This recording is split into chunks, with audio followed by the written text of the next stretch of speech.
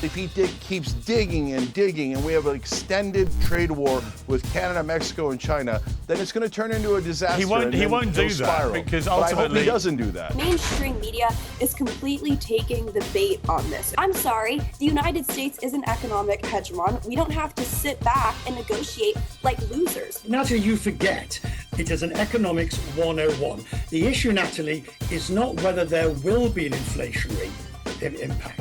It is how big and how much people are prepared to withstand that. Coming right out of the crash, minorities did it. And that's a terrible look. You didn't even investigate anything yet, and you're blaming dwarves? The American people are tired, and that's why people elected President Trump, because he calls it out for what it is, hiring dwarves and transgender people to direct airplanes. All right, Richard. Whoa. I told him to stop so many times. The thing is with President Trump, he believes in God. He believes that to his core, that God has spared his life to be the president and do the things that he's going to do over the next 4 years. President Trump campaigned on ending wars, but he quite clearly didn't have the economy in mind. This weekend, the US slapped a 25% tariff on imports from Canada and Mexico, as well as a 10% levy on goods from China. President Trump was betting that America's biggest trade partners will now rush to the negotiating table, that American voters will put up with a whack to their wallets. We may have short-term a little pain, and people understand that, but long-term, the United States has been ripped off by virtually every country in the world. We have deficits with almost every country, not every country, but almost. And we're going to change it. It's been unfair. That's why we owe $36 trillion. We have deficits with everybody. We help everybody. We've been helping everybody for years. And to be honest, I don't think they appreciate it. Well, there's been an immediate breakthrough. Mexico has now said that Trump has agreed to delay their tariff for a month after a good conversation. Reportedly, Mexico has agreed to assist the crackdown at the southern border by putting 10,000 of their own troops there. Canada's Trudeau is due to talk to Trump later today as well. The new president is also keeping a close eye on the Senate this week, where three of his most contentious picks for the cabinet face tight confirmation votes. Kash Patel for FBI Director, RFK Jr. for Health Secretary, and Tulsi Gabbard for Director of National Intelligence. This is why snippets of information are often misleading and detrimental to this committee's advice and consent process. Well, if you consent, I would love to have 5 hours of questions, and then I could read the whole transcript. You've got 2 minutes. Wow. News reports have claimed that I'm anti-vaccine or anti-industry. I am neither. I am pro-safety. Gabbard, a simple yes or no question. Do you still think Edward Snowden is brave? I do not agree with or support with all of the information and intelligence that he released, nor the way in which he did it. Democrats this weekend lashed the president over what they called a stomach-churning claim that diversity, equity and inclusion may have played a part in the DC air disaster. 67 people died when a US Army Black Hawk helicopter collided mid-air with an American Airlines passenger jet. We now know that only one air traffic controller was managing both the helicopters and planes for Reagan National Airport, a job normally done by 2 people. The control tower was understaffed, and the DNC held a leadership forum this weekend as it looks to learn the lessons of its crushing defeat in the election. So far, it's not going very well. How many of you believe that racism and misogyny played a role in Vice President Harris's defeat? Okay. So that's good. You all passed. They've learned nothing, have they? Well, put into debate with today's panel, I'm joined by the founder and CEO of the Young Turks, Cenk Uygur, co-host of Steve Bannon's War Room, Natalie Winters, and we begin with CNN anchor, super anchor, I like to call him, an aviation expert, Richard Quest. Richard, great to have you back on Uncensored. Perfect to have you, actually, to debate these big issues, particularly tariffs and the plane crash. I'll come to the plane crash in a few minutes. But on the tariffs, I've known Trump a long time, as you know, and I could have told everybody what was going on here. He was not intending to actually slap 25% tariffs on his neighbours. He wanted them to be scared into thinking he was, so they do a deal to do something quite significant that he could claim was a victory in one of his election pledges, in this case, securing the southern border. And that's what he appears to have got already out of Mexico. Now, why don't other people see this? I just see people immediately going into the old hysteria of 2016 to 2020, where every single thing Trump did led to mass hysteria, rather than understanding a little bit better the character of the guy. He's a deal maker. That's what he does. He's a trader. He's a transactional president who just basically says, if you don't do this, I'm going to do this. And you know what? It looks like it's worked. Now, am I wrong? No, you're not, and it kills me to say that. But the reality, look, Piers, I was in Davos, and the standard rubric phrase that people use is, look at what he does, not what he says. Yeah. He's a transactional deal maker, etc., etc. But the speed with which he has acted on so many other things in the United States, domestic policy, all the things you've been talking about, has led people to pause and think, well, maybe he's not just bluffing as a deal maker. And I think there's some valid justification. If we take the Colombia incident, now here we had the flights, the rejection, the threat, the capitulation. So there is some justification for people saying, hang on, maybe he really does mean these threats in this way with the force of destruction that they would bring. And I'll go one bit further, because to take your argument, which is he's a deal maker, transactional, etc., then President Sheinbaum of Mexico had 10,000 troops in her back pocket that she was waiting and ready to offer up as necessary. When you start playing this will he, won't he, is it that way? Is it the game theory? You're in very dangerous territory. The IRS is the largest collection agency in the world, and it's just stepped up enforcement for 2025. If you owe back taxes or if you've unfilled returns, do not wait for the IRS to come after you. Getting ahead of this is the smart move. But never, never contact the IRS on your own. Turn it over to the experts at Tax Network USA. Why? Because not all tax resolution companies are equal. Tax Network USA has a preferred direct line to the IRS. That means they know which agents to deal with and which ones to avoid. Tax Network USA has proven strategies that are designed to settle your tax problems in your favor, whether you owe $10,000 or $10 million. Their attorneys and negotiators have resolved over $1 billion in tax debt. You can talk to one of their strategists about your case for free. So put your IRS troubles behind you once and for all. Call 1-800-958-1000 or visit tnusa.com/Piers. That's Piers, and that's tnusa.com/Piers. Now on with the show.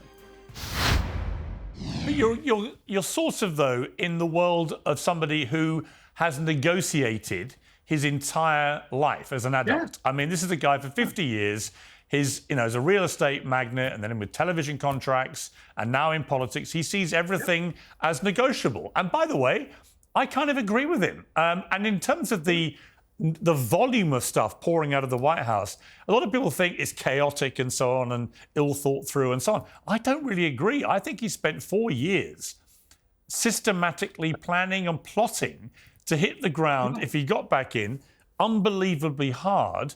And I think that's what we're seeing. And no, I might be wrong, but I do believe that. Okay, look, Piers, the system, and you can debate this amongst yourselves to your heart's content, but the system is not designed and cannot cope with this much going through it without having severe disruption and unintended consequences. Now, that might be fine for those that want it like that. And that's not my position. It's not for me to take a position. But in the case of tariffs, is it okay? And the other thing is it really good to have the Canadian Prime Minister, soon to be ex, standing in front of his people saying, hey, we thought we were friends. This is not how you treat allies. Because in that scenario, fine, you won your deal.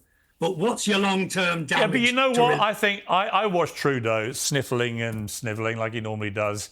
He'll go down as one of the wokest leaders of the country in the history of mankind. He wouldn't even allow me to say that phrase. He famously said to a bunch of students when they said, mankind, one small step for mankind, it's one step for people kind, we say in Canada. It's like he was ludicrous and ends up incredibly unpopular. He's on his way out. So for him to stand there and try and belatedly go out on a high whacking Trump, I'm like, I wonder what most Canadians are thinking. because Trudeau's incredibly unpopular now. I reckon, Richard, I reckon a lot of Canadians will be thinking, like a lot of Brits are now thinking, well, we have a pretty weak, pretty socialist left-wing government now. It's incredibly unpopular very quickly. I reckon a lot of them are thinking, I wish we had a bit of this action going on. It may not all be right, but my God, there's a kind of vim and vigour to it all. Yes, I agree with you. God, this is getting deeply distressing for me. Twice in one of you. Yes, I think there is a section in Europe, look in Germany, look in the UK, that is saying, hang on, why are they getting so much from their leaders and we're getting non-stuff and nonsense? But I worry about the long-term animus. If you think about it, Colombia, South Africa, all the aid policies, the EU, the UK, Canada, Mexico, if these are your allies and that's how you treat them, I'd hate to see how you treat your enemies. Yeah, but I think a bit of tough love. Let's bring Cenk Uygur in here. Maybe it's because I know Trump so well. I've read all his books and I know how he operates, I know how he thinks, I know how he works, even though he can be, even to people who know him very well, very unpredictable. But I've watched all this tariff thing go down. I'm going to do 60% tariffs on China. No, he's not. But what he wants China to think is there's a leader in town who's not going to take any crap from us. And someone who for 30 years has banged on about how China's been ripping off America. So we better take him more seriously than we've had to take Joe Biden, who didn't know what day it was. And I do think part of Trump's thinking and strategy in this sort of ferocious first couple of weeks is to send the message, America's woken up and you better all get used to it very quickly. Yeah, look, as usual, I'm going to give a balanced answer here because that's the correct answer. But first, if you think the Canadians love this, you're totally wrong. They booed the American national anthem in a hockey game. A few of them did. Because they're really, yeah. Well, let's take a look. Okay, let's take a look. There's a massive stadium. Like a neocon. Hang on, no, you said they all booed him. Let's play the clip. Let's play the evidence. They did. Let's hear the crescendo of booing. Apparently.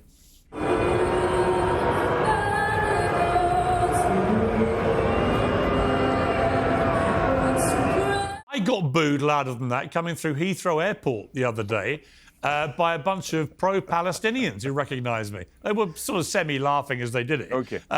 So, look, I don't think this was Canada rejecting Trump. I do think there are a lot of people in Canada, just what I'm seeing on social media, who actually think, you know what, Trudeau, you've had your chance, you blew it, and actually we get this. It's called strong leadership. Okay, so far I've talked 5 seconds, but thank you for proving my point. They did definitely boo, and if you got booed louder, that's kind of on you. So this neocon idea of if we attack them, they'll love us is ridiculous. No, they don't love us. Now, you say also, hey, Trump's been planning for 4 years. But when people said, hey, they're planning to do this Project 2025 for 4 years, the right wing flipped out and said, no way, that's not going to happen. No way. He's not planning at all. And then he gets in office and he's doing it pretty much exactly like Project 2025 said. In fact, he put the author of Project 2025 as the head of the Office of Management and Budget. And so they've done some things that I think are terrible, cutting U.S. aid. Now, all of a sudden, the donors are in charge of the Treasury, one of the worst ideas I've ever heard. Now, having said that, I understand what's going on with the tariffs. Do you mean Elon Musk? He's bluffing. Do you mean Musk?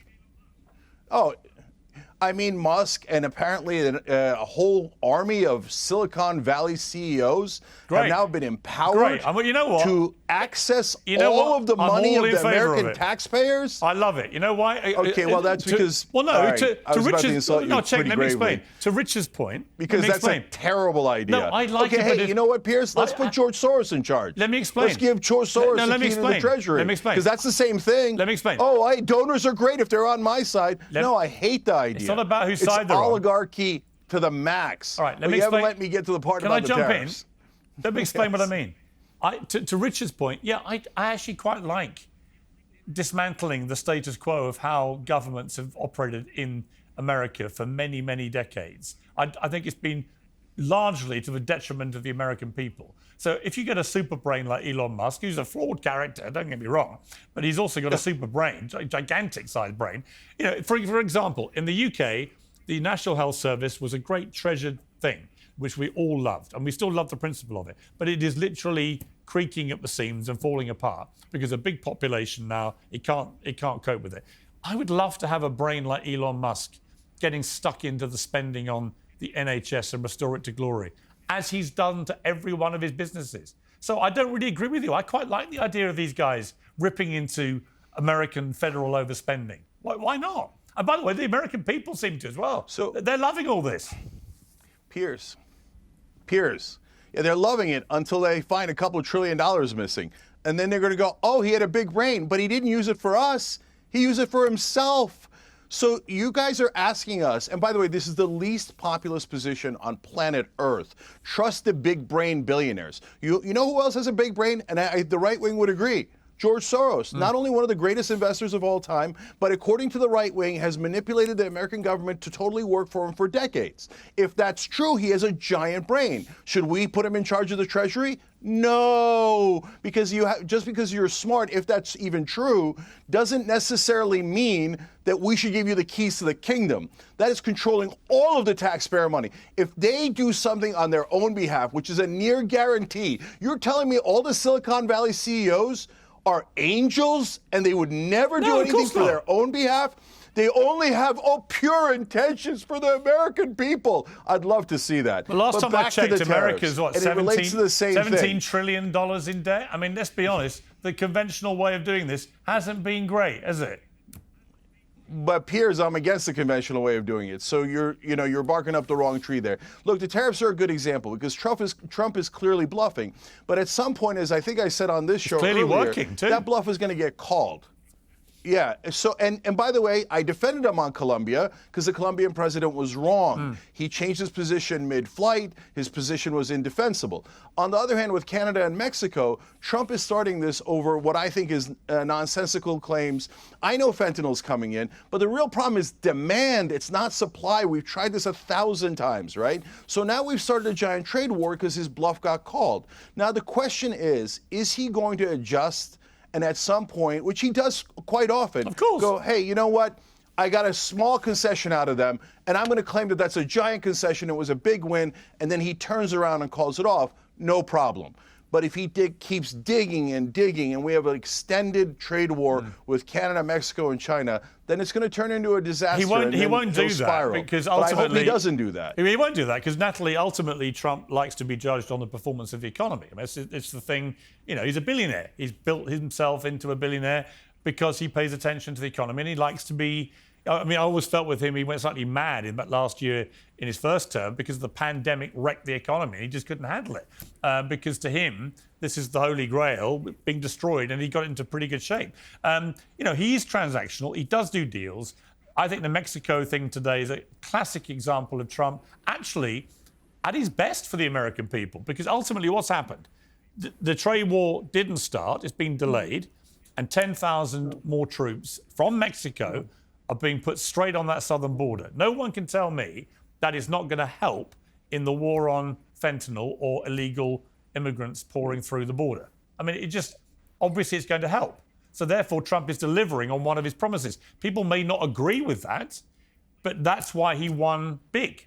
I reject the premise that this is a trade war that President Trump started. There's decades of abuses against American workers, against the American economy that has occurred at the hands of all of these countries, whether it's China and intellectual property theft, Mexico and the depletion and absolute degradation of American workers' wages through illegal immigration, which they have helped facilitate. We can already see they had, 10,000 troops waiting on reserve. Why didn't they deploy them earlier? But look, the mainstream media is completely taking the bait on this, okay? The same people, who we sat by for 4 years who cared absolutely zero about American consumers, American workers. They didn't even care to cover inflation. They lied about it. They lied about what Joe Biden was doing to the economy. Now, all of a sudden, the only thing that they can pretend to care about is putting American workers first in American consumers' pocketbooks because apparently tariffs, they're going to be stuck paying the cost. In reality, all of these Chamber of Commerce talking heads, these corporate media outlets are on the payroll of this sort of, I think, rules-based international order, the same international order that Marco Rubio called out in his confirmation hearings that we don't have to sit through anymore. And I think President Trump represents an actual ability to stand up to that. And you know what? I'm sorry, the United States is an economic hegemon. We don't have to sit back and negotiate like losers. We have economic power, and we can use that to bring about wins in a myriad of sectors, in a myriad of ways. And what you're seeing today is the United States actually using that economic power to score wins on immigration. And again, like I said, I just reject the framing that the trade war was started by President Trump. The Chinese Communist Party has been abusing and manipulating American workers for so long. And by the way, these are the same people who've been championing the de-dollarization of the entire world, of the United States of America, of the United States dollar. So spare me the performative activism about caring about American workers and consumers. Richard, you've been like a coiled cobra ready to spring throughout what Natalie just said. So spring away. Well, I'm not here to defend the entire Main Street media, but I will say after 40 years of covering inflation, I think I do understand perhaps arguably a little bit more about it than most people, and certainly the measures of the last inflation. You see, Natalie, you forget that yes, the United States had inflation, but so did every other G7 and G20 country, and the inflation levels were the same pretty much across all of them. So it is not a uniquely American prospect for whatever the reason. I'm just giving you the facts. But the more important fact is this idea that somehow tariffs are not inflationary. I heard Howard Lutnick's confirmation hearing. I don't know where Howard has sort of changed his economic theories, but the Peterson Institute, just about everybody agrees that there will be an inflationary effect of tariffs. It is an economics 101. The issue, Natalie, is not whether there will be an inflationary impact. It is how big and how much people are prepared to withstand that. And that inflationary effect goes both sides. Now, I'll take your political points because I'm not qualified to answer them. But on the economic point, I think you're going to have to accept that there is an inflationary aspect. Is it also true, Richard? I mean, this is not even a political point. It's more of a performance marketing point, if you like. Yeah. That Joe Biden's running of the economy or the running of the economy in his premiership actually wasn't that bad. The problem was he was woefully useless at communicating how well it was doing. And Trump has come in, inherited a pretty good economy, actually. But because he's able to beat his chest like a 20-ton gorilla about it, the impression the public are getting is, wow, everything's changed in 2 weeks. Well, you and I know the economy can't change like that in 2 weeks. What's happened is the ability of the guy at the top to sell it. Completely. Absolutely. The US is the best performing economy at the moment amongst all the major economies, period. Largely because of the Biden policies, the Fed's policies, the way things were structured, the inability of other countries to have anything like the dynamism of this US economy. It is by far the most exciting, vibrant, free economy in the world, period. So yes, the US economy did not need massive help in a sense. But I'll take Natalie's point. Yes, there are structural imbalances on trade that needed to be addressed. There are long-term infrastructure issues that need to be addressed, as indeed do they need to be in Germany. But the US is way further ahead than any EU country at dealing with all these things at the moment. I mean, I remember interviewing Trump, I think, for the first time in about 2008. And he spent a lot of that interview banging on about China ripping off America. So this has been a thing. This isn't something new since he became a politician. He's been doing this for a long time.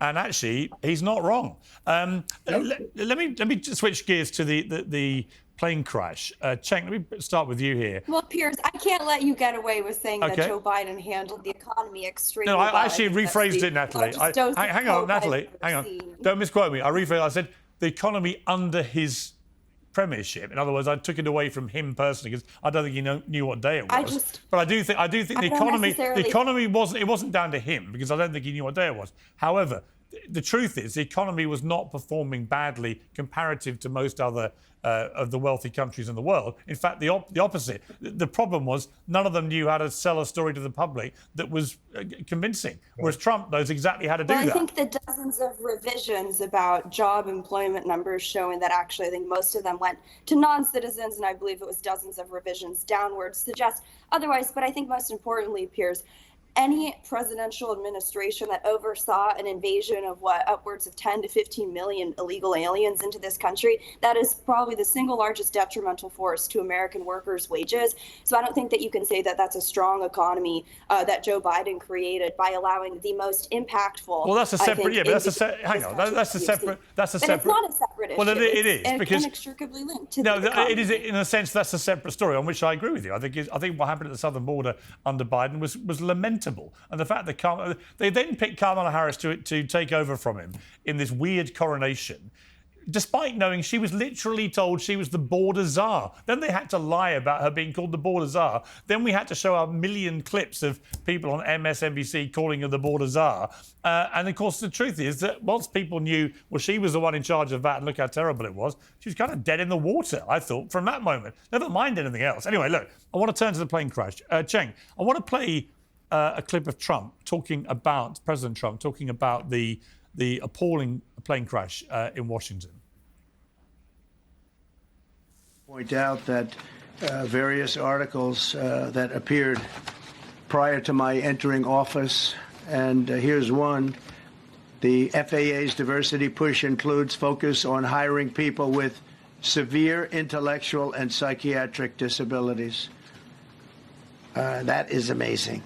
And then it says FAA says people with severe disabilities are most underrepresented segment of the workforce, and they want them in, and they want them. They can be air traffic controllers. I don't think so.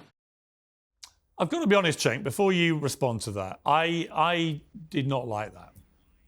I didn't like that. I just felt like there's a time and a place to do that kind of stuff, and it's not in the immediate aftermath of a terrible crash with so many people killed, and before you really know anything about what's happened. Now, it may well turn out, as often with Trump, that a lot of the stuff he's talking about in some way that there will be merit to the argument. But I just felt the timing, to me, was wrong. That if you're president of the United States and 60-odd people plus the people on board the helicopter, if they've all died in a horrific crash, actually your job in that moment is to be comforter-in-chief, not blamer-in-chief. Yeah. So I totally agree with you. First off, yes, I know the program that he's referring to, and it doesn't help our side to deny reality. So there was a terrible DEI or diversity program about a decade ago, and it did absurd things like give you extra points if science was your worst class, right? So it was absurd. But that's been gone for over a decade now. And coming right out of the crash, when you start blaming DEI, what you're saying to your base is, oh, I'm not going to look into what went wrong here. Was it the plane? Was it the helicopter? Why was it the miscommunication? Overstaffing, understaffing. Overstaffing is not an issue, but understaffing, et cetera, right? You're coming out and going, minorities did it. And that's a terrible look. And, you could say, hey, you know what, Cenk, you just told us that there were some DEI abuses. That's right. And that's part of why they won the election. But if you then swing the pendulum so far that you blame minorities after every single incident, which is basically what looks like it's happening right now, you're going to turn off the country. You certainly turned me off. So, and then they realize, oh, wait, black voters are coming towards us, so that's a bad idea. So Jesse Waters goes on Fox News and goes, well, okay, it wasn't black people. It was dwarves, the deaf, and transgender people. You didn't even investigate anything yet, and you're blaming dwarves? It's absurd, and it's going to have the pendulum swing back against you, and the American people are going to go, I'm tired of you blaming minorities and women and dwarves for everything. This is absurd. Okay, Natalie? Well, look, I think that the American people have gotten tired of the inability to be able to just call a spade, which is that prioritizing the hiring of people. Sure, maybe it was 10 years ago, but the Obama administration directly changed in 2013 the FAA hiring procedures to shift away from actual merit-based standardized testing, accredited institutions, to favor more, cushy biodata metrics because people grew up in a difficult household or had a certain skin color. And you know what? There's lasting ramifications from that. And I think for so long, the American people have been called out as racist or sexist or homophobic or whatever for calling it out. But in reality, that's what the status quo is in terms of who people are hiring. And to say that people can't call it out for what it is, I think is just a continual version of that gaslight. There's serious issues going on. And I think that in industries like the FAA, things that have absolutely nothing to do with identity or anything related to ad hominem attacks on people, that the American people are tired. And that's why people elected President Trump, because he calls it out for what it is. I mean, this is not just run-of-the-mill DEI. This is hiring dwarves and transgender people to direct airplanes. That is nonsensical. All right, Richard. Whoa. Natalie, I have a question for you, right? I have a question for you. Do you, forgive me, Piers, Sure. but No, please. I know a thing or two about doing this.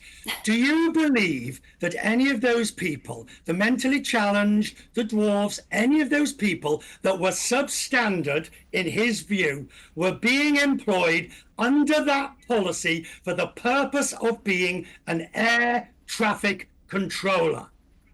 Not an administrator, not an assistant. The fact that you can even ask me a question, if the United States is hiring dwarves and mentally challenged people to direct air traffic, I think sort of proves that we're in a bit of a sticky situation. With respect, obviously, they're still investigating it. But what I'm saying is that if the hiring process has been shifted not to be merit-based, then yeah, I think that's worth looking into, and I think we should investigate it. But I can still call it out for what it is. There's still systemic issues going on with FAA hiring policies and procedures. If the fact that you can actually ask me if a dwarf would have been in the control tower, I don't know. People who are mentally challenged, they're probably not capable of doing that job. So I would like to live in a country where you don't have to worry about those people being in a control tower and you can't even ask me a question like that. Okay. Except when you are looking at a plane crash, the normal standard of doing this is you say,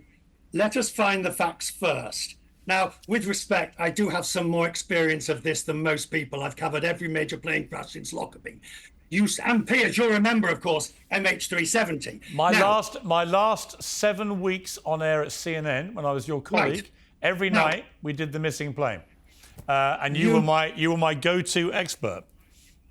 You put in the domain those areas that maybe the public needed to think about, i.e. air traffic control, complexity, Reagan National, the flight paths. What you don't do is speculate, rampant speculation. And that's what the president did. And to use his exact words, I have some thoughts and opinions on this. That, by any standard, is what you don't do. You let the NTSB, as indeed we heard from the NTSB, we heard from her, the chair, say, let us get on with this. But no, he put in the domain a load of stuff that may be relevant in the future, but it's not the position of the president to say, hey, let's have a speculation game. I mean, it's interesting because... That's my problem. Yeah, it's interesting because, I mean, going back to the missing plane back in 2014, when CNN went wall to wall on this story about what had happened to this plane, and you and I were together every night debating, we did a lot of speculating. I mean, let's be honest, we had a lot of people on who just speculated. Nobody knew what the hell had happened to this thing. We were blaming anyone we could think of each night, trying to make the story. I mean, I felt that we were just trying to string the story out as much as we could because it was doing big ratings. But there was a lot of speculation going on. I think the question I had... Inappropriate speculation in many cases. Yeah, but my point is the media do that a lot, I think, on these plane stories. What Trump was doing, I mean, it's whether the President of the United States should be doing it and whether he should be airing theories which may in the end turn out to be completely lacking in any connection to what happened here. We just don't know yet. I think that's a valid point. But I think that he would probably say, look, every time there's one of these things happening, I turn on the media and there's everyone just speculating. Why shouldn't I? And, you know, people will nod away and go, he's got a point. You know the answer to that because he is the head of the executive. He's the head of the assistant. He is supposed to follow the gold standard, if you will. And the gold standard is investigators are... Otherwise, the NTSB chair would do the same, and she didn't. I would also... Please. I would also point out President Trump said these comments while giving a press briefing in the James Brady press briefing room. It wasn't like he was saying it in a capacity where he couldn't be challenged. No, but let me ask you, Natalie.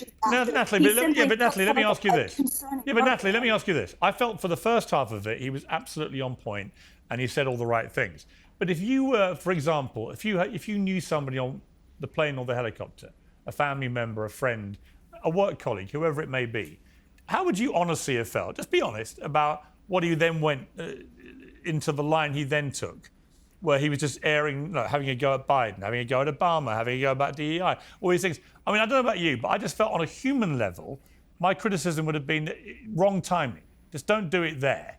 Not the first time the president talks about it. I think I would have been infinitely more upset and more critical of the FAA and hiring policies and procedures that allowed for that crash to happen. Yeah, but you don't actually. But that's the point. You Natalie, don't know that. Yeah, but hang on, Natalie. You don't. Yeah, here's the point, Natalie. You have no idea why that crash happened. None of us do. So when you say that, you're justifying what President Trump did, but you don't know any more than he did in that moment about what's happened here. We just have no idea. It could have been anything. He did not directly outright blame it on DEI in the same way that when he talked about COVID origin. Go back and read the transcript. Go back. Yeah, he did. Go back and read the transcript. Factors.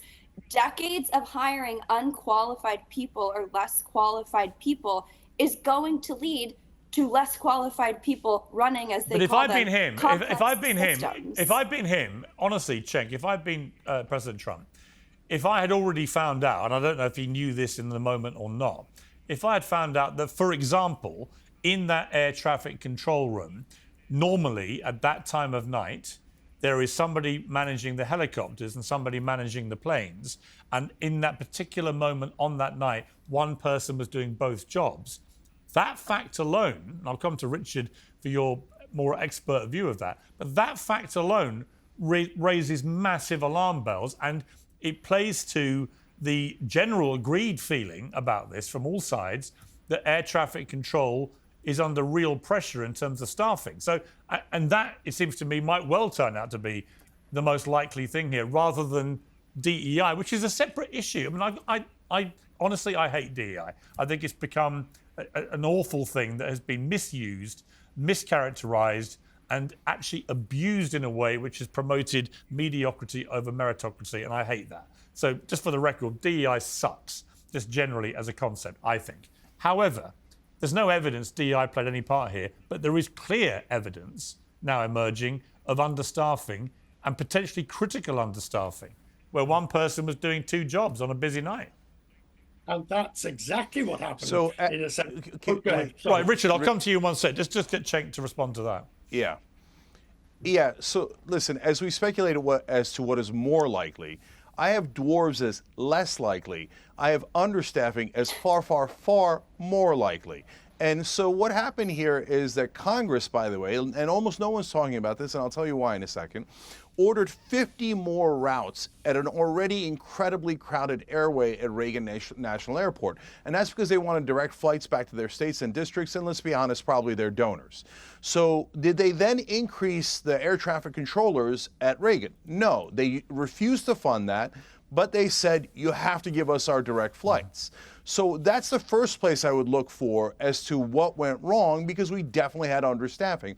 And if I'm a family member of someone who died, and someone's doing nonsense talk about dwarves and transgender people, instead of trying to figure out why my family member died and to make sure that we prevent that from happening again, I would be furious. But why don't people talk about that? Well, because Republican and Democratic politicians voted that way. So it's not easy to say it's Trump's fault, it's DEI's fault, so it doesn't fall into the normal political and cultural wars. And one last thing on this, Piers. Look, Trump's greatest strength and weakness is the same thing, marketing. So when we were talking about earlier, he comes in, it's the same economy, he pretends that it changed overnight and went from terrible to amazing, but he beats his chest and marketing, and it works. And the Democrats never, ever defend themselves, can't make their case if their life depended. But on the other hand, Trump always takes it too far. And so here he comes in and goes, oh, all these people died. It's a great advantage to use my talking points against DEI. No, it isn't, brother. And it's really sad for those families and disturbing that you're using them for a political tactic, and it's really It would actually be terrible. It would be genuinely hilarious if it turned out you were Donald Trump's brother, just for the record. Let me bring Richard in here. Richard, I mean, I think the most likely. I mean, look, again, we're speculating. Of course we are. We're doing exactly what we said Trump shouldn't do, but we are different to Trump. We're allowed to speculate. We're the media. It does seem to me that the staff shortages that night in air traffic control might well turn out to be a contributory factor here. Is that your feeling? Yeah. I mean, look, I spent my entire career. You have to do this speculation, but it has to be, as you can see, I've got plenty of planes from various different eras of it all. The reality is, the job is this: you put in the domain those likely areas that it could have been, not by way of rampant speculation, but so you can help people understand the things that are going to be discussed in the future.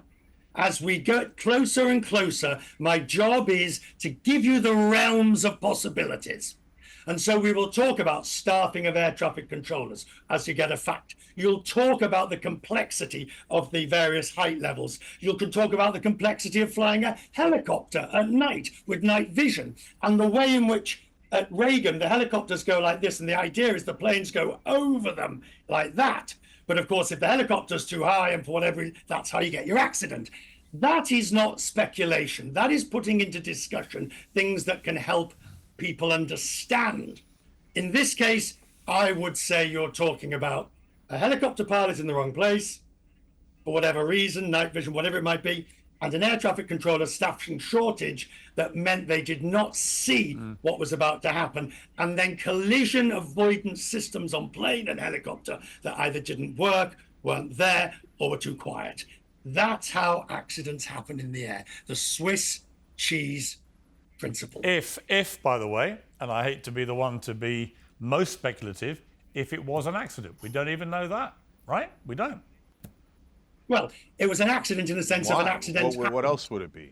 It could be a non-accident. It could have been deliberate. We don't know, do we? Well, I'm using accident with a small a. No, I'm just saying we have no idea whether that helicopter may or may not have deliberately crashed into the plane for whatever reason. We don't know. The point is, if you're not going to rule anything out, you've got to rule out the fact it may not have been an accident. You're right. You're right. You do have to rule it. You don't rule it out, but at the same time, you don't put something that is less likely. You want me to give you an informed view on what is likely. I mean, all I know is watching the final clip. I think CNN had it actually.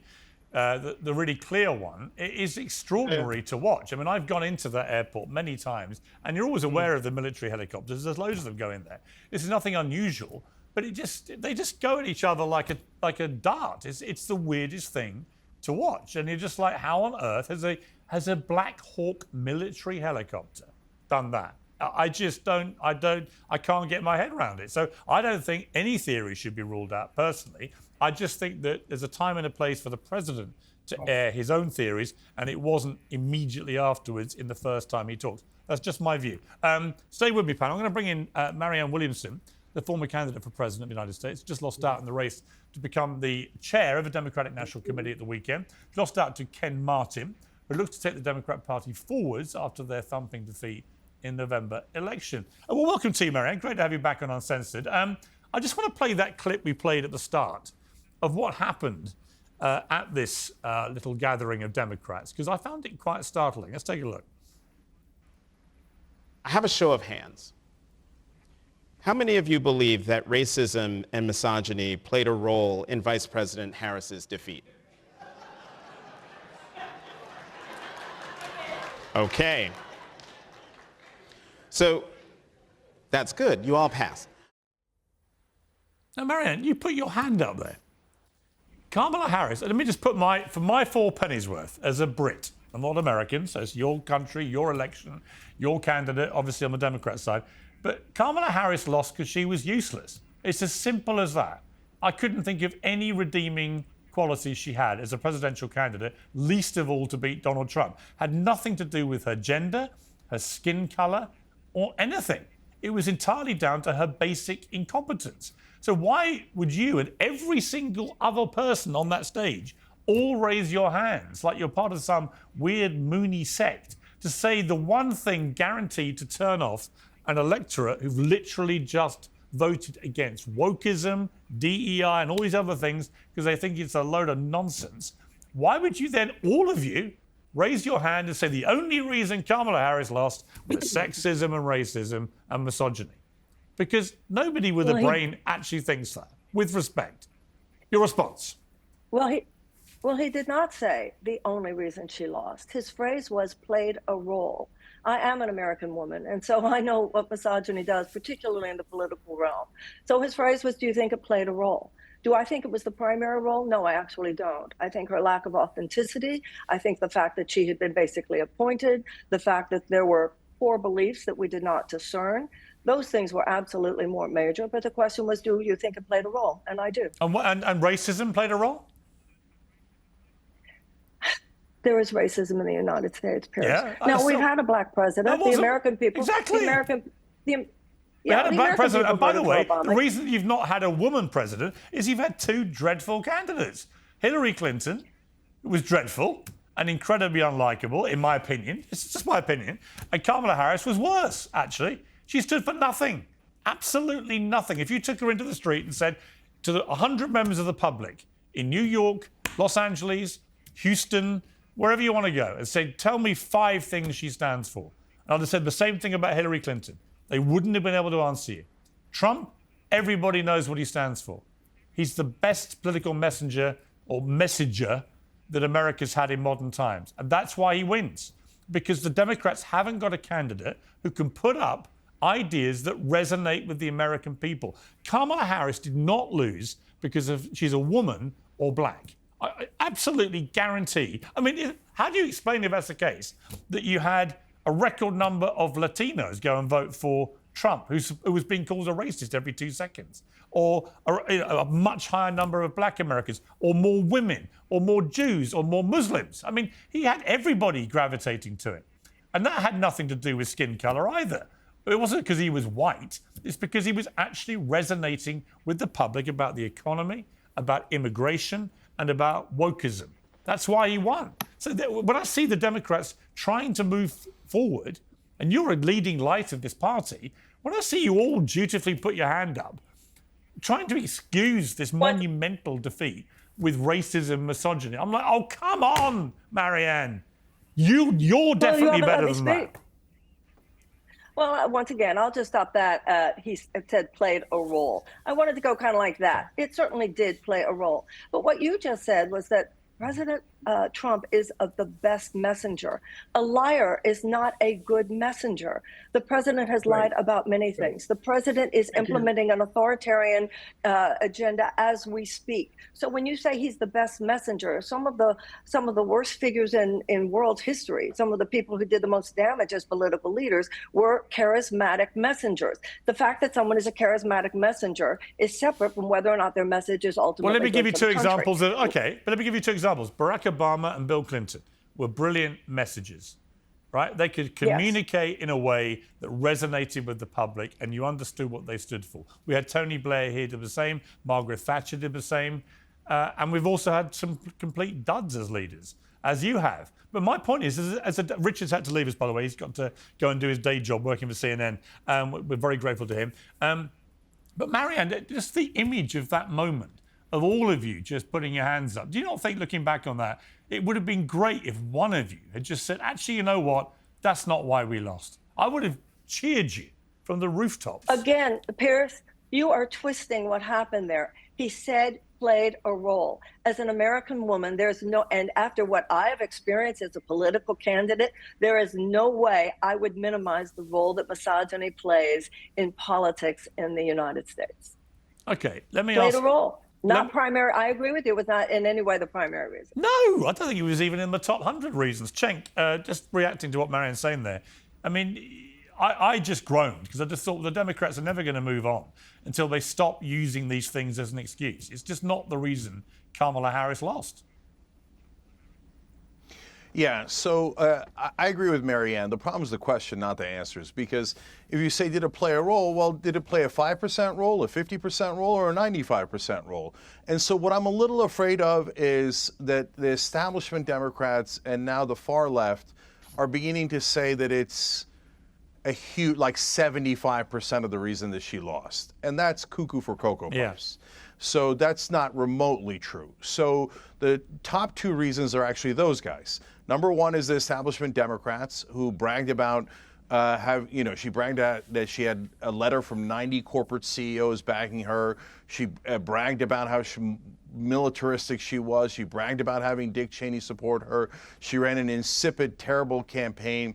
And they've got to own up to that, but they can't because they're hooked on the donor money. And the donors don't want good Democratic policies like paid family leave, Medicare for all, higher wages, et cetera. They hate that kind of populism. So that's why the Democratic Party keeps making those mistakes. And then, unfortunately, the radical left also had some really unpopular policies that we got stuck with. But getting rid of that ideology has turned into a giant civil war within Democrats. But that needs to be resolved because if we're stuck defending those two very, very unpopular positions, it is not going to go well for us. And that's why Capart's question was a disaster. Because if you think it had any role, 5% role, that's fair, and you'd raise your hand.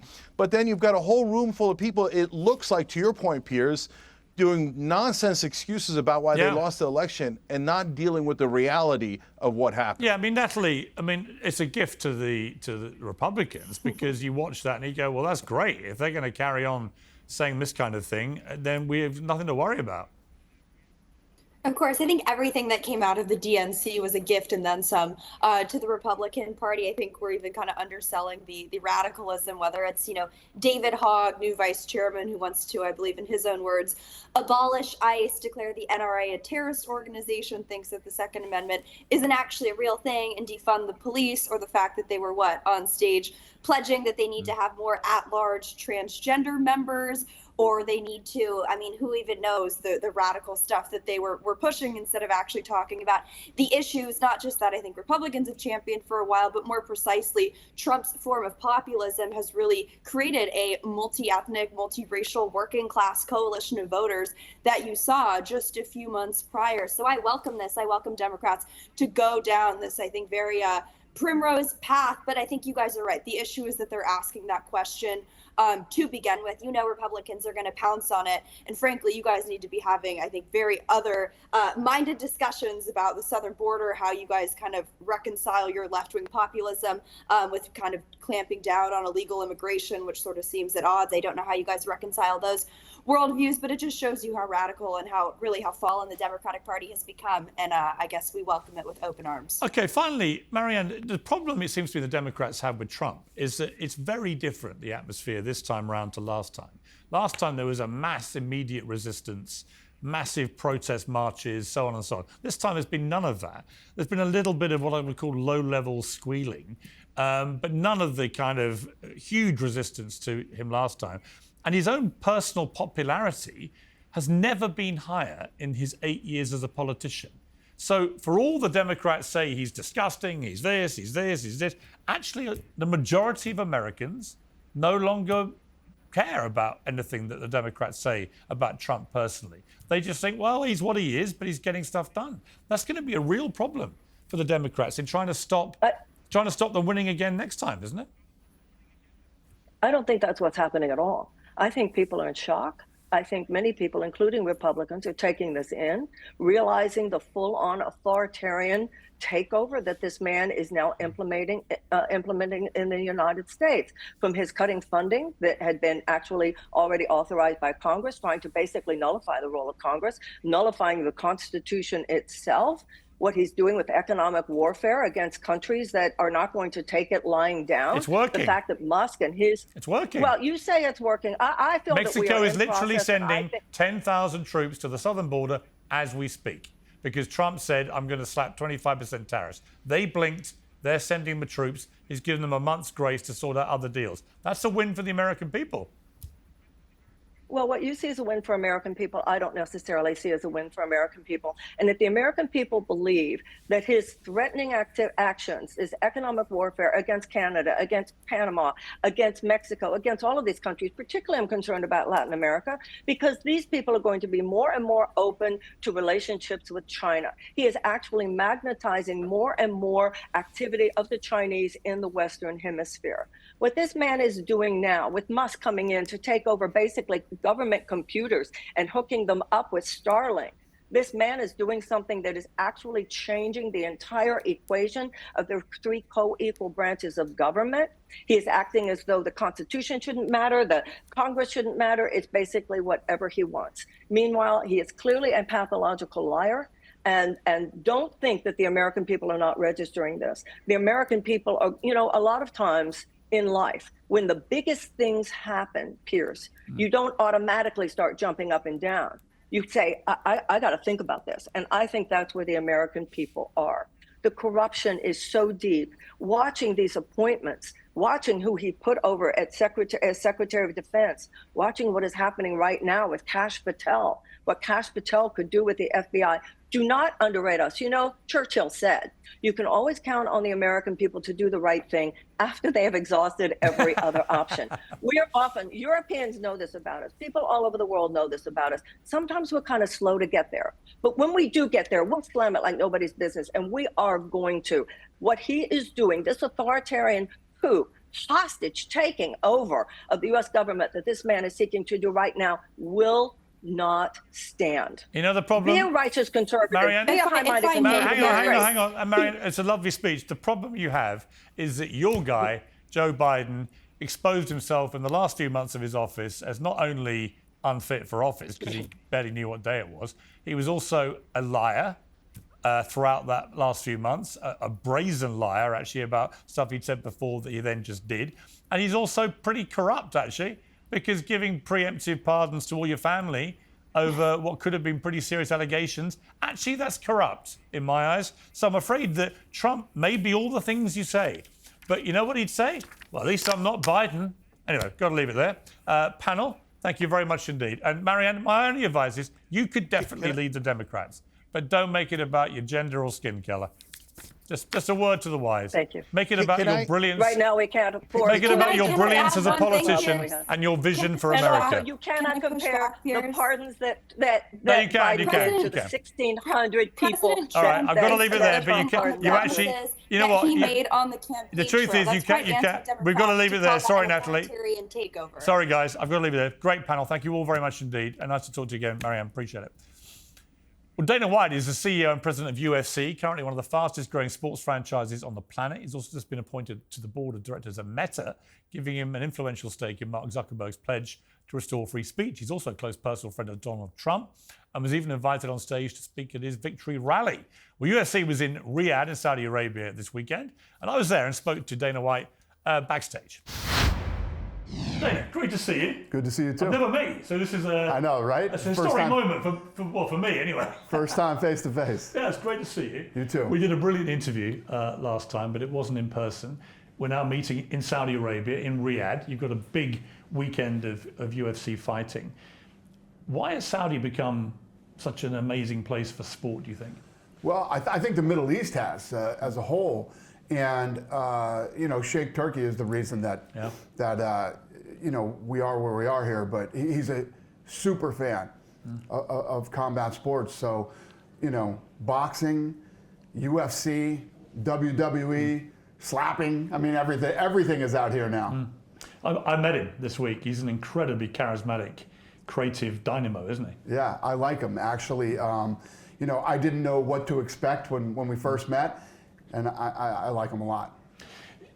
The sport itself, when you bought UFC, what did you pay, $2 million or something? $2 million. Famously, what is it, $12 billion business now? It's more now. What would you put a number on it? 17 or 18 billion. Is it really? Yeah. Do you ever stop and think amid your whirlwind life? Do you ever stop and go, wow? Never. I'm always thinking about how do we beat last year? How do we beat last year? How do we make it bigger? How do we get the places we haven't been yet? I'm always trying to think of what's next. Why has UFC captured people's imagination, do you think? Well, first of all, it is the most exciting live sporting event you will ever see. I mean, the live event is what really takes it to another level. And the other great thing about it is it's really good on television too. So I'll give you an example. In the United States, there's nothing bigger than the NFL. And NFL on television is incredible. It's great to stay home and watch the NFL. I don't really like going live to the events. I'm not a big football fan live. And then I love the NBA live. NBA is kind of boring on television. Yeah. So the UFC has both. Plus, there's this thing about fighting. When somebody that looks like you, talks like you, and comes from where you come from is looked at as the baddest man or woman on the planet, everybody rallies around them. So fighting is global. Doesn't matter what color you are, what country you come from, what language you speak. We're all human beings. Fighting's in our DNA. We get it and we like it. Do you ever fight? Yeah. Now? Yeah. No. Well, no, you I did fight before. to get on a treadmill every day. That's. But you never actually get in a ring with anyone? Never spar? Or I'm 55 years old. Nobody, I'm 59. Nobody should be sparring at 55 years old. I've literally taken up boxing 3 weeks ago. Yeah, we're all trying to stay alive when we're 55, let alone. Yeah, but boxing as a workout is great. It's an amazing workout. MMA as a workout is great, but it's a young man's game. Who's the most dangerous fighter in UFC now? Who's the Well, one? John Jones is still one of the he's the best ever, the best of all time. But we have tons of guys that are. I mean, Islam, who is now the #1 pound-for-pound fighter in the world. I mean, the list goes on and on. Ilia Topuria is one of the best of all time. Max Holloway is still one of the nastiest guys on the planet. Lots and lots of really, really tough guys. If you get a choice of getting in a ring with peak Mike Tyson, peak John Jones, who are you going to choose? John Jones all day. And I'm the biggest Tyson fan of all time. John Jones is... No, I mean, who would you least want to get in the ring with? Oh, who would I least? Personally. I don't want to get in the ring with anybody. Of course. I'm 55 years old. Assume you're at your peak, Dana. But I mean, what I mean is, if you could get in a ring with one of those two, peak Mike Tyson, peak John Jones, who would you least want to get in the ring with? Otherwise, who would have been more dangerous? The answer is neither. I'm not getting in the ring with in my prime when I was young and you don't want to mess with either one. John Jones and Mike Tyson are two of the nastiest human beings ever. I interviewed Tom Aspinall in London. Another one. He wants to fight John Jones. He wants to fight everybody, man. He thinks he'll beat John Jones. Yes, he does. I love it. I love that. And a young, aggressive, talented heavyweight that he actually wants to fight all the best. The problem in this business is you have guys that say a lot of things publicly, but behind the curtains don't mean it. Don't really want these fights. Tom Aspinall is not that guy. Tom Aspinall wants to fight all the best in the world, and I love that. How good is he? Very good. We're going to find out, though. We make this John Jones fight, and obviously a fight like that for a young, talented heavyweight, and if he can win, he could beat John Jones, it's life-changing. He's got an amazing self-confidence. I mean, he just exudes calm, almost chilling self-confidence. If you're a fighter, you better have that. Yeah. That's what you'd have to have. If you want to be one of the all-time greats, that's exactly what you have to have. He said John Jones doesn't deserve to be the greatest of all time because of the drugs issue in his past. That I disagree with 100%. What you deserve and what you go out and get are two totally different things. When you think about John Jones and how good he really is, then you think about the lifestyle he was living outside of the octagon, it actually makes it more impressive. There was an amazing moment after Donald Trump won back the presidency when they all went to Madison Square Garden to watch John Jones. And he won, and he leapt out, and he had his belt, and he gave it to President Trump. You were there, I think Joe Rogan, I mean, everyone was there. What did you make of that moment for you personally? That was quite something, wasn't it? Yeah, I mean, the entire night as a whole was awesome. He had just won the election. He walks into the place erupts and goes crazy. This standing loud ovation for however long it lasted. And then all the fighters that night showing respect to the president, and then John Jones, the whole belt thing. And yeah, it was a good night. You've known Trump a long time. I've known him a long time. I've spoken to him a lot in the last few months since he got shot. I've detected him. He's a bit of a changed guy, that surviving the assassination, winning back the presidency in such emphatic style, seems to have given him, I wouldn't say a new lease of life, but certainly a new energy. to try now and cement his legacy. Are you picking up that kind of vibe? Oh, listen, I've been through it all with him, the ups, the downs, and everything in between. He we talk about what it means to be a fighter. Nobody embodies that more than President Trump. I mean, if you look at what that guy's been through, and not just, at some point in our life, we all go through, hard times, ups and downs and all. Assassination attempt. I mean, this guy was this close half an inch to being assassinated.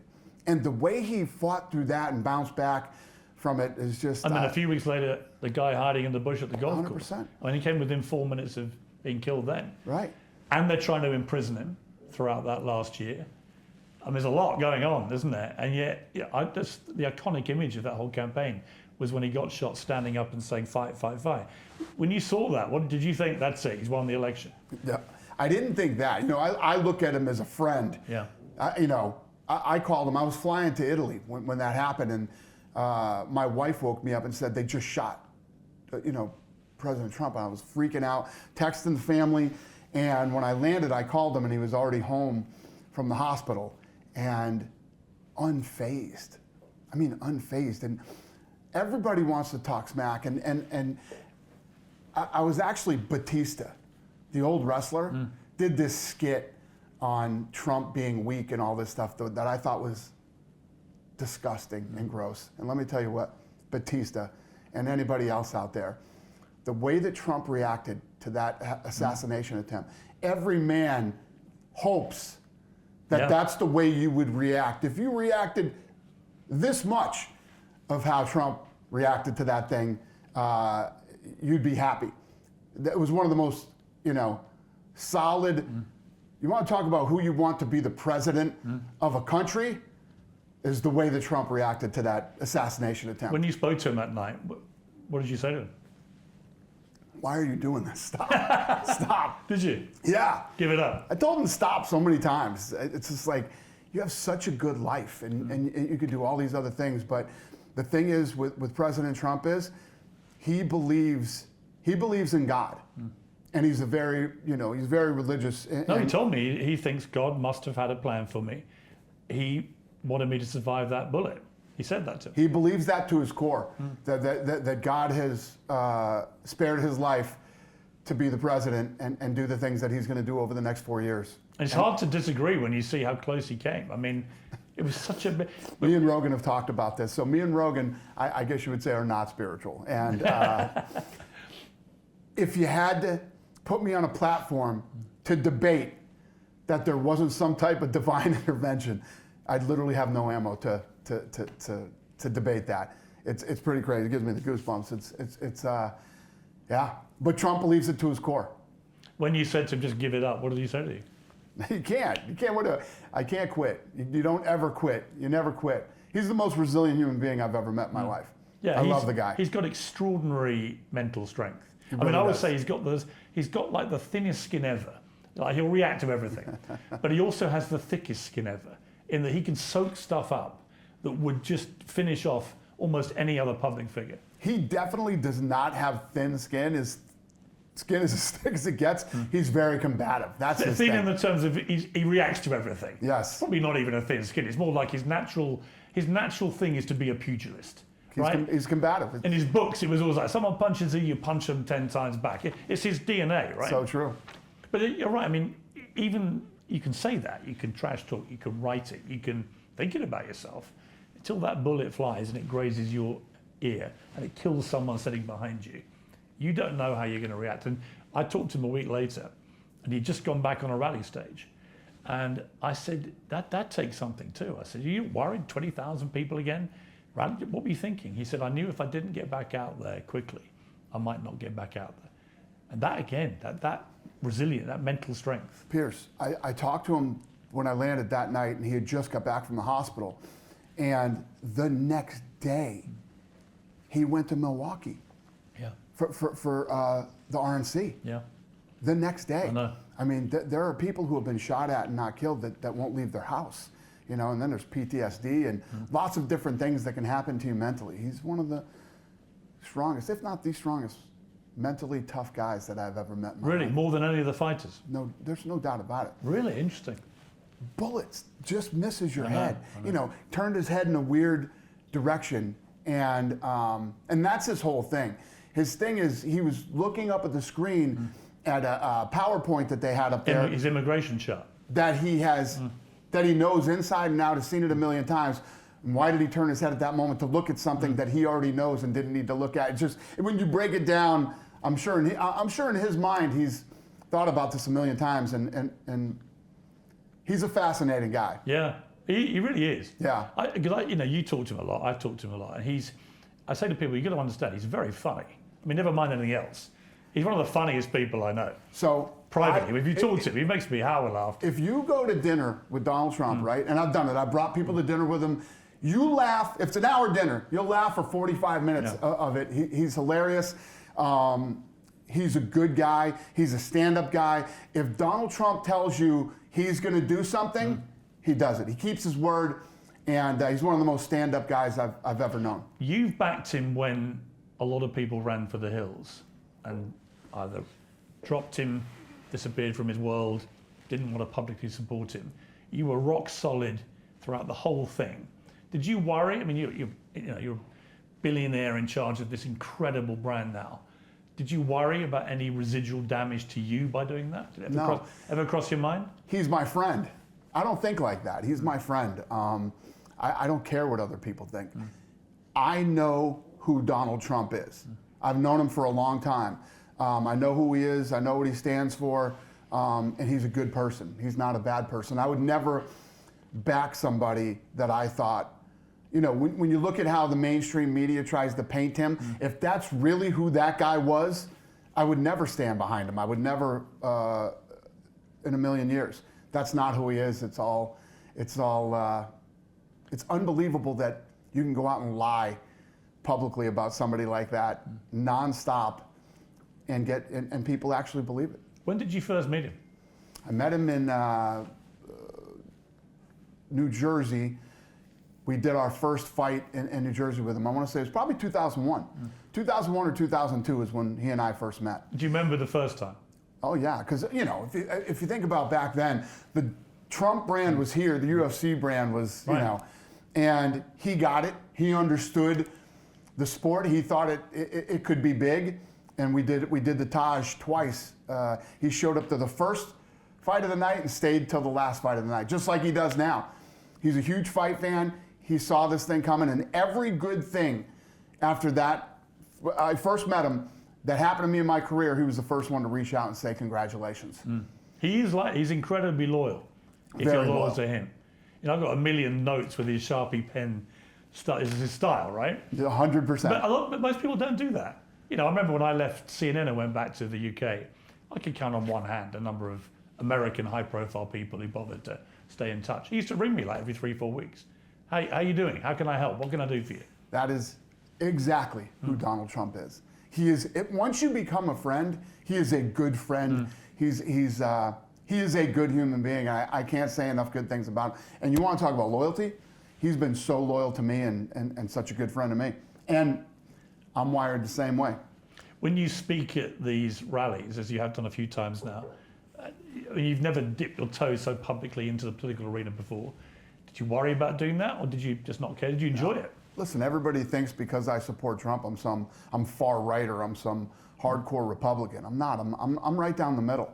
And when I look at what, if you look at how divided the world is right now, especially politically, when you break it down, we all want the same things. It's not like we don't all want the same things. So anytime I speak, whether it's at the RNC or anything else that Trump has me go to, my speeches are right down the middle.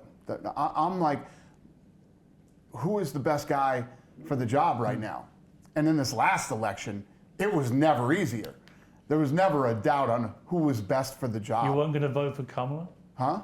You weren't going to vote for Kamala? She was in so deep over her head. And she was completely not competent for the job. And no matter what side you're on, it was very clear, and nobody could debate that. And then the election just proved it. I mean, how much do you think he talked on the night he won about the reason that so many people came and voted for him this time from all sorts of groups, Latinos, Black Americans, Jews, Muslims, women, men.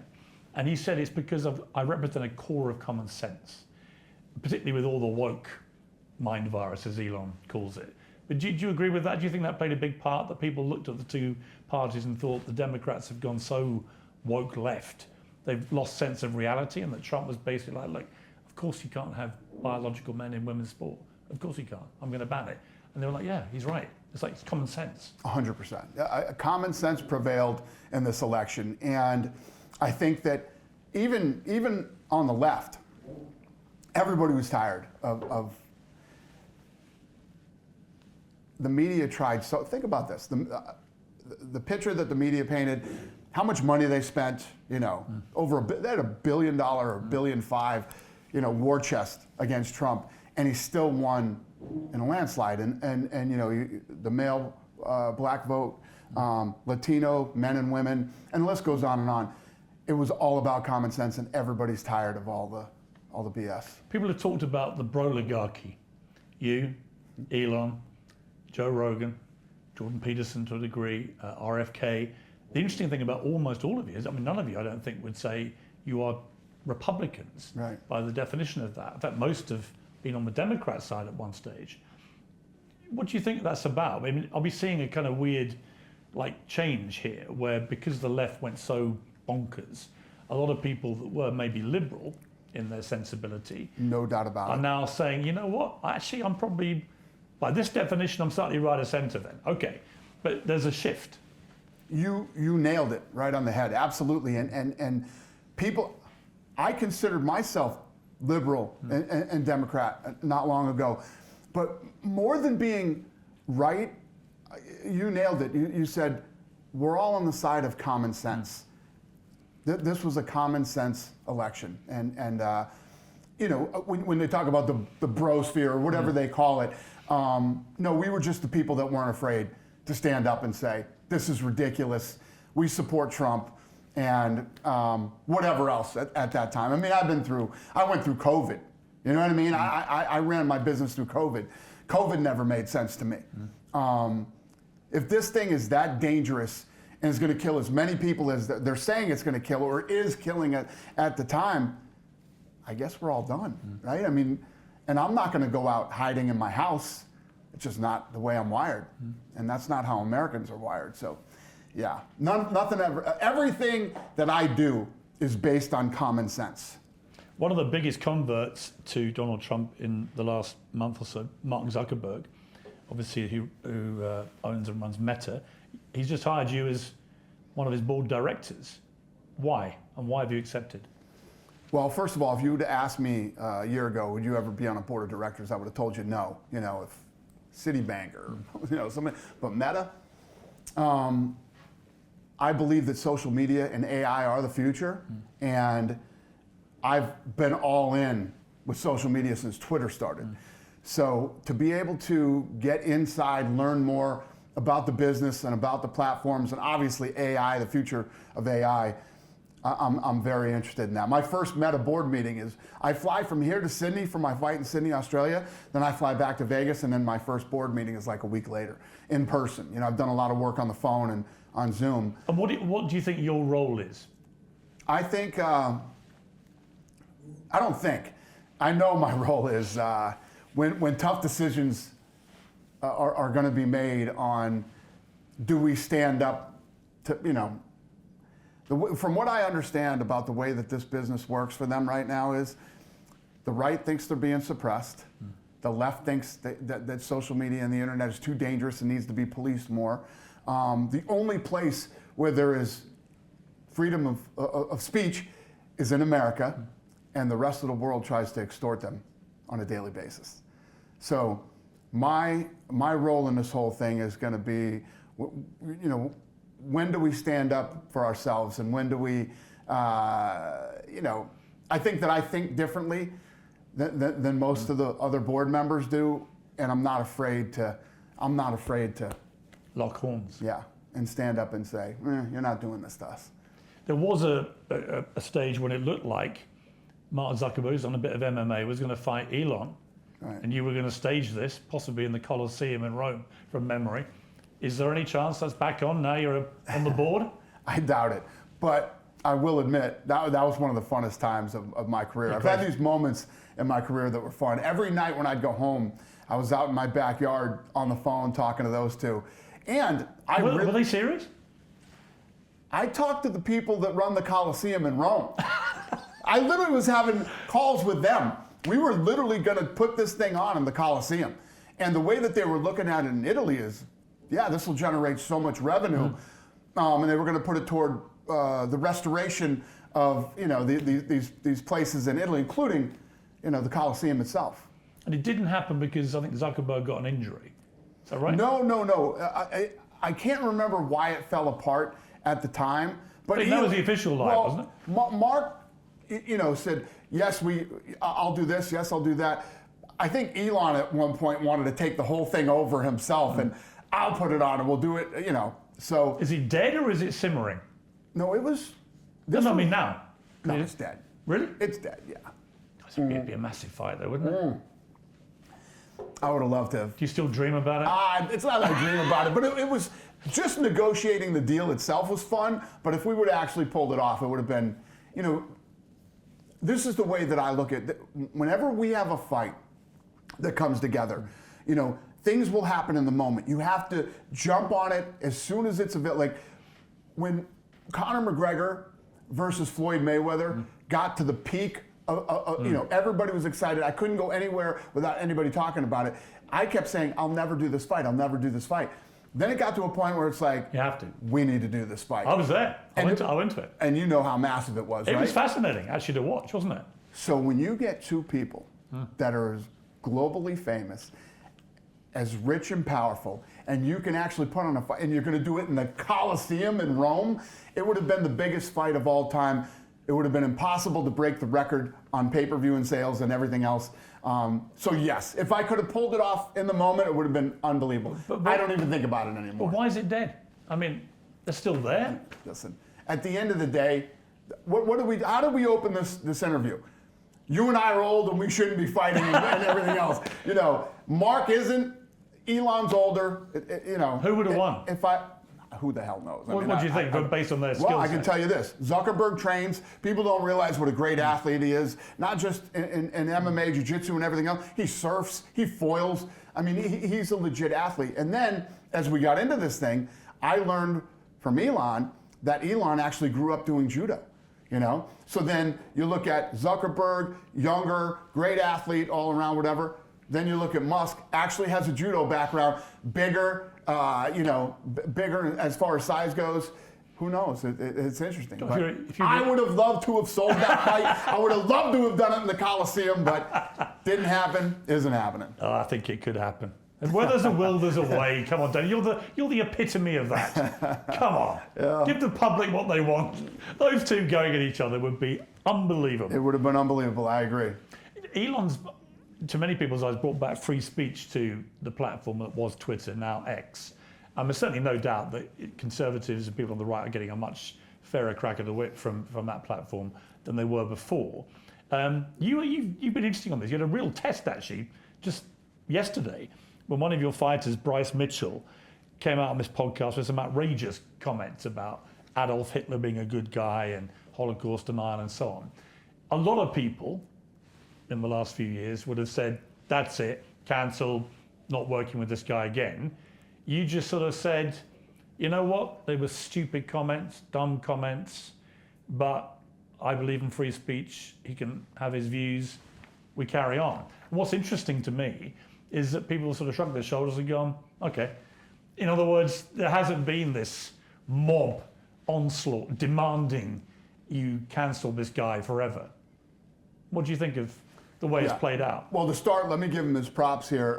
Elon Musk was the superhero of this election. Going in and buying Twitter and exposing all these things that people are calling conspiracy theorists. What he's done for America and the world is unbelievable. And I tell Elon every time I see him, you're literally a superhero. And going to Bryce Mitchell, what he said was disgusting. And you have to be an absolute moron to think that Adolf Hitler was a good guy. And you look at World War II and how many people were killed, how many civilians were killed because of Adolf Hitler. The fact that he tried to annihilate an entire group of people is disgusting for anybody to speak remotely good about Hitler. But I do believe in free speech, and even though I don't like what he said, and even though what he said makes me sick, free speech is real, man. You know, it lives and exists, and we have to protect free speech. Is there any limit to that? Probably, no, I think probably the most important free speech to protect is hate speech. I mean, because when a government or a certain person can come out and say this is hate speech, it's a very slippery slope, and it's dangerous, in my opinion. Is it, in terms of behavior, with all your fighters, you can make or break these guys' careers, obviously. Is there any line for you in terms of behavior where it's like, have you exercised that line?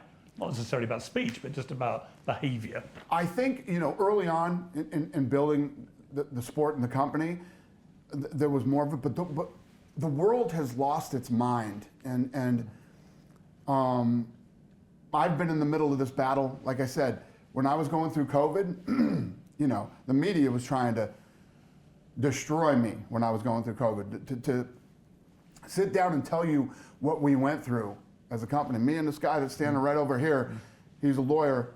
We were in the office every day, battling to go through COVID and trying to figure out ways to succeed through this thing. And we did. We figured it out.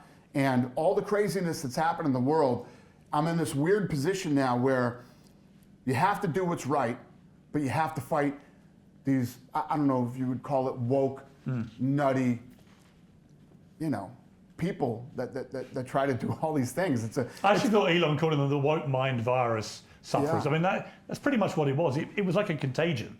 Right. They got infected with this set of views, which was not based often on reality or science or even biology, it turned out.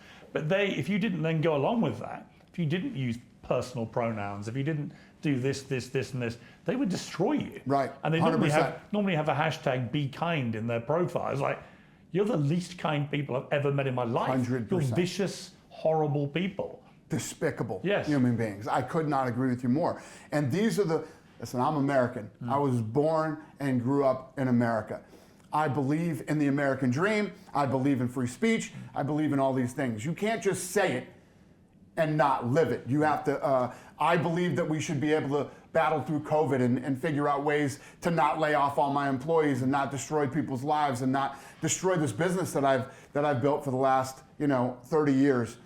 But on the other side, even though you got guys that pop up like Bryce Mitchell that say ignorant, stupid things, and I will exercise my right for free speech to say that I don't agree with what he said, but he can say what he wants to say.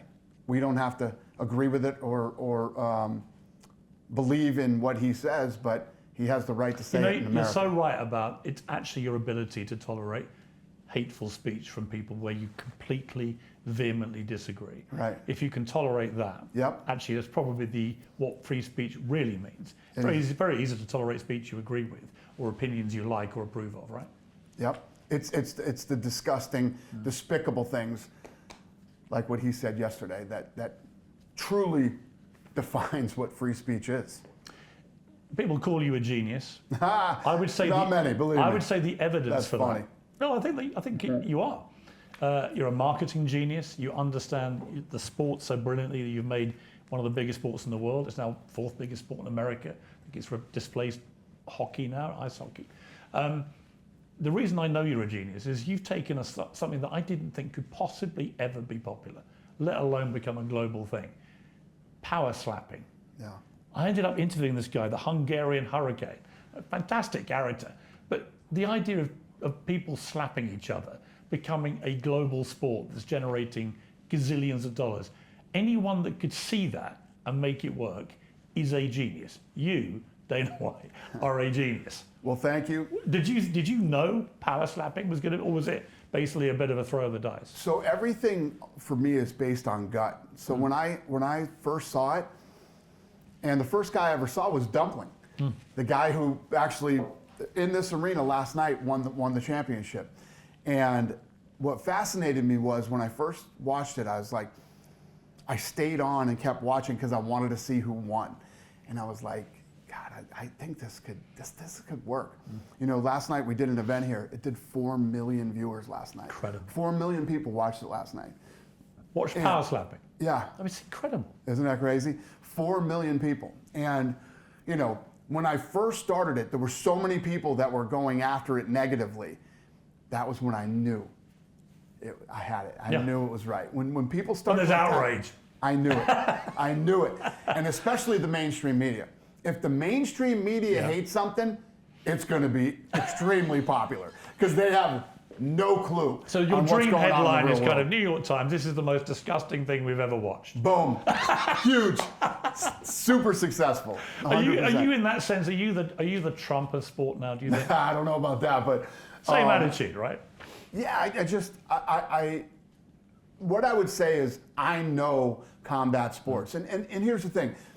There's always going to be a segment of the population that doesn't like something.